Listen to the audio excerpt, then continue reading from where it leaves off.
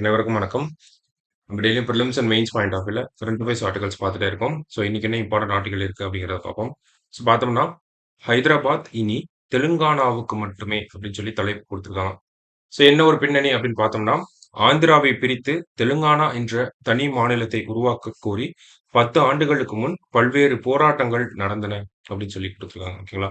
So ஒரு 10 years பேக்லாம் ரொம்ப பெரிய போராட்டம் இருக்கும். ஓகேங்களா? தனி தெலுங்கானா அப்படிங்கிற அந்த ஒரு போராட்டம் நடந்துட்டு இருக்கும். ஸோ அந்த ஒரு பின்னணியில தான் பார்த்தோம்னா, நமக்கு 2014ஆம் ஆண்டு மக்களவைத் தேர்தலுக்கு முன்பாக என்ன ஆகுது அப்படின்னு பார்த்தோம்னா, நமக்கு ஆந்திர பிரதேஷ் ரீஆர்கனைசேஷன் ஆக்ட் அப்படின்னு சொல்லி ஒரு ஆக்ட் கொண்டு வராங்க. ஓகேங்களா? So Andhra Pradesh reorganisation act அப்படிங்கிறது வருது. இந்த ஆந்திர பிரதேஷ் ரீஆர்கனைசேஷன் ஆக்ட் அப்படிங்கிறது 2014ல வருது தான். ஓகேங்களா? ஸோ கொண்டு வந்து பிப்ரவரியில பாஸ் ஆகுது. மார்ச் 1, 2014ல வந்து பிரசிடென்ட் வந்து கையெழுத்து போடுறாங்க. எப்போலேருந்து என்ஃபோர்ஸ் ஆகுது, நடைமுறைக்கு வருது அப்படின்னு பார்த்தோம்னா, ஜூன் 2ஆம் தேதியிலிருந்து இந்த ஒரு சட்டம் நடைமுறைக்கு வருது. அதுதான் இந்த இடத்துல குடுத்துருக்காங்க. இதன்படி ஆந்திராவை 2ஆக பிரித்து ஆந்திரா, தெலுங்கானா என 2 மாநிலங்கள் உருவாக்கப்பட்டன. இந்த ஆந்திர பிரதேஷ் ரீஆர்கனைசேஷன் ஆக்ட் மூலியமா என்னன்னு சொல்றாங்க?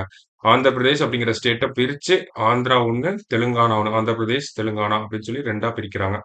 அது ஜூன் 2 முதல் அமலுக்கு வந்தது அப்படிங்கிறத குடுத்துருக்காங்க.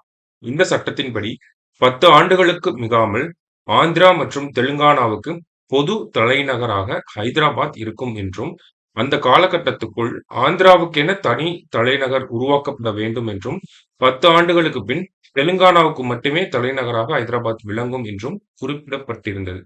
அதாவது இந்த ஆக்ட் படி என்ன சொல்றாங்கன்னா, நாட் மோர் தேன் 10 இயர்ஸ் அப்படின்னா நம்ம என்னன்னு எடுத்துக்கிறோம்?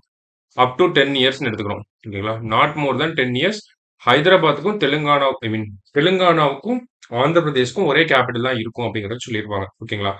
இந்த 10 இயர்ஸ்க்குள்ள ஆந்திர பிரதேஷ் என்ன பண்ணணும்னா, அவங்களுக்குன்னு ஒரு புது கேபிட்டல வந்து தேடணும். அப்படிதான் அமராவதி, கர்னூல், விசாகப்பட்டினம் அப்படின்னு சொல்லி 3 தலைநகர் இருக்கு அப்படிங்கிறத சொல்றாங்க. இன்னமும் அந்த ஒரு ஃபைனலைஸ் ஆகல. 3 கேபிட்டல் அப்படிங்கிறது. ஓகேவா? ஸோ 10 ஆண்டுகளுக்கு பிறகு ஜூன் 2ஆம் தேதிக்கு அப்புறமா என்ன ஆகுது? ஜூன் 2024க்கு அப்புறமா என்ன ஆகுது அப்படின்னா, இந்த ஹைதராபாத் அப்படிங்கிற இந்த சிட்டி எதனுடைய கேபிட்டலா மாறும் அப்படின்னு சொல்லியிருக்காங்க.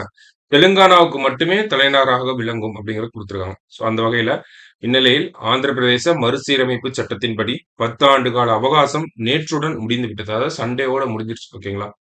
இனி வரும் காலங்களில் தெலுங்கானாவுக்கு மட்டுமே தலைநகராக ஹைதராபாத் இருக்கும் அப்படிங்கிற இந்த ஒரு செய்தி அப்படிங்கிறது நமக்கு கான்ஸ்டிடியூஷன் பேசிஸ்லயும் சரி, பாலிட்டி பேசிஸ்லயும் சரி, கரண்ட் அஃபேர்ஸ் பேஸ்லயும் ரொம்ப இம்பார்ட்டன்ட்டா இருந்துச்சு. ஸோ இந்த ஒரு ஆர்டிக்கிள நல்லா நோட் பண்ணி வச்சுக்கோங்க. டேட்டாஸ்லாம் கொஞ்சம் பார்த்து வச்சுக்கோங்க. நம்ம நாளைக்கு நியூஸ் பேப்பர் டிஎன்ஏல மீட் பண்ணலாம். Thank you.